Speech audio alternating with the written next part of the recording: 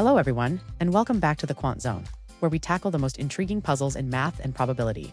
Today, we've got a fantastic dice game that seems simple on the surface, but holds a surprising twist. Imagine you and a friend are playing with two standard six-sided dice. You're player A, and you bet that the first special event to happen will be rolling a sum of 12. Your friend, player B, takes a different bet. They believe that before a 12 appears, you'll see two consecutive rolls that sum to 7. So, who has the better odds? Who should you put your money on? Let's break it down. When you roll two dice, there are 36 possible outcomes. How many ways can you get a 12? Well, only one way, a 6 and a 6. So the probability of rolling a 12 is 1 out of 36. What about a 7? You can get a 7 with a 1 and a 6, a 2 and a 5, a 3 and a 4, and vice versa.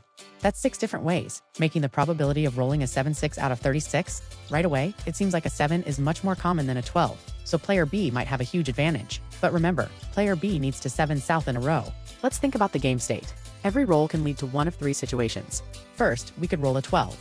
If that happens, the game is over and player A wins immediately. Second, we could roll a 7. This is the interesting part.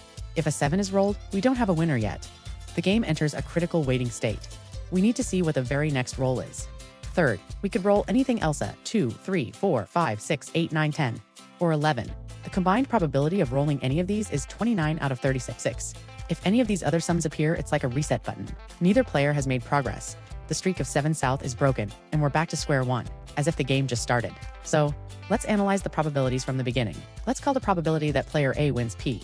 On the very first roll, player A wins instantly if a 12 comes up, which has a 1/36th chance. What if a 7 comes up? That happens with a 6/36 or 1/6 probability. Now we're in that special state. From here, on the next roll, if another 7 appears, player B wins. That happens with a 1/6 chance. If a 12 appears, player A wins. That's a 1/36th chance. And if anything else appears, with a 29/36th chance, the game resets, and we're back to the beginning, where player A's chance of winning is once again P. We can set up a simple equation to solve for P. The total probability P for player A to win is the sum of all the ways they can win.